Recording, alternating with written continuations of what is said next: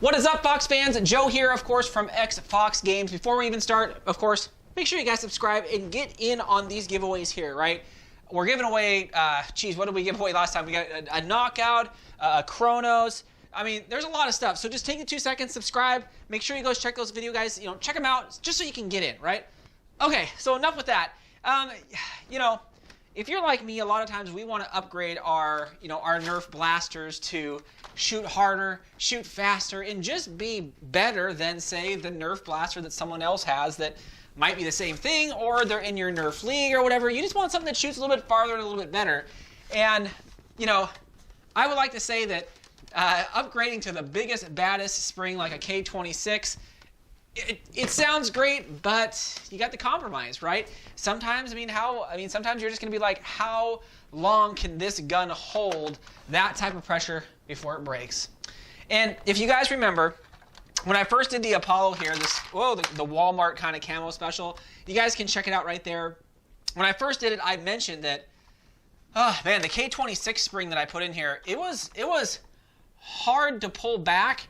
And I felt like when I was looking at when I was cocking it, I felt like just looking at it, it was binding a lot. And I was like, man, I don't know how many shots, I don't know how many shots I'm going to get out of this thing before it breaks, but maybe it might hold up. I did watch a few other videos where people like, oh yeah, I put the K26 in here and it's been rocking. But I felt like it was going to be in trouble. And even if you were to pull back on the normal cocking rod with just a K26 without this worker mod on here, it was difficult, and I was like, man, hopefully this would be better. And it was better when I was cocking it, but I just felt like, geez, something's going to break. And sure enough, I shot about maybe 100 shots out of it, maybe 120.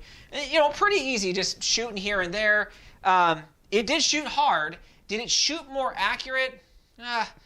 It shot maybe about 10 to 15 feet farther out before the ball started to carry up or carry down, right? So you got a little bit more range, but I think the accuracy at longer distances, stuff that you couldn't hit before, it still would be pretty hard unless they were in that extra 10 to 15, range. So, people ask, is it worth it to throw that in there? And, to be honest, I would say it's not. If you're going to put a K26 in here, be prepared for something to break. And sometimes you cannot get the individual little pieces or the parts that do break unless you buy a whole nother, Nerf gun or Nerf blaster. So that's what happened to me. And the part that I was actually kind of concerned about were the bottom little kind of cocking gear rail things right here, because inside the gearbox, if you guys remember, inside the gearbox there was these metal kind of like ratcheting system, which is a little bit different than a lot of the blasters, right? So like this metal ratcheting system. And I had a feeling that this plastic on that metal ratcheting system, something's gonna give sooner or later. And so over time, I'd feel it slip a couple times, like, is that it?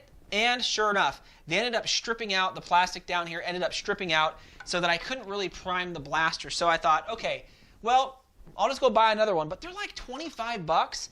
They were expensive, and so I was just like, yeah, that was my bad. I'll keep the stock spring in there. So I actually went online and went onto my local OfferUp. I don't know if you guys ever had that, but I was able to find a blue and a red Apollo, just the basic versions, right? Not the specialized camo version. It's okay. I could still use the shell, but you guys know me. I love my black and red. I think that, gosh, that looks great. Only thing I'm missing is just a butt plate that I didn't get from these guys. So I threw this one in here, and I kept this one, or I did this install a lot easier. Like I mentioned, you can just pop out the 4 little screws here in the front, 1, 2, 3, 4. Pop those out, pull out the little front nipple of this front little, whatever you call this thing, and just plop the thing right in. You don't have to open the whole thing up, and stuff goes flying everywhere. It took me maybe like 3 minutes to transfer. And keeping the stock spring in there with the cocking mechanism, it's very smooth, especially with the stock spring. You don't get any performance gains out of this, right? Actually, you might get it's heavier, but you definitely get to pump and shoot it a lot quicker. Yeah, we have a couple of leagues where they only allow, under 100 FPS or right around, and it cannot be electronic. So I have a lot of people that I see have the Apollo, and that's why I thought getting this would be very cool, because again, some of them don't allow electronic guns and they're single fire only unless you can double prime it.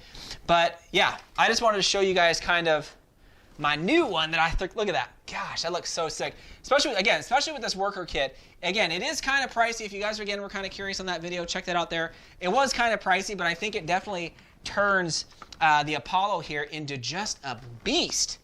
I mean, gosh, I just would have loved that backplate. Maybe I'll order it. Maybe I'll message them. I don't know. But again, the whole moral of this video, guys, is I knew this was going to happen by putting a stronger spring in these things. Usually they can handle so much, but for how long? And I knew shooting it that it was going to be sooner than later.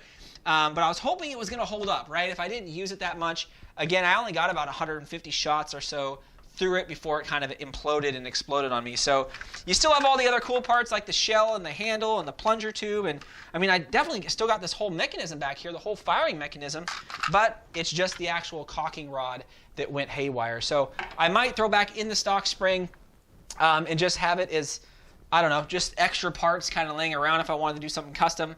But right, you live and you learn with the K26 spring in some of these. Anyways, guys, that's just a quick video, again, of, you know, catching up to speed with some of my projects where I think they're going to be great and they blow up a little bit later. But who knows? Maybe somebody has one of these and they're just, you know, 1,000 shots with their K26. I just know for me, I had a feeling with the binding that I was feeling in there, oh, it was only a matter of time. Anyways, guys, definitely subscribe if you haven't already. Check those giveaways out that we're doing. Hit that little bell icon so you guys know what the heck is going on and when things are posted. And yeah, have a good one, Fox fans.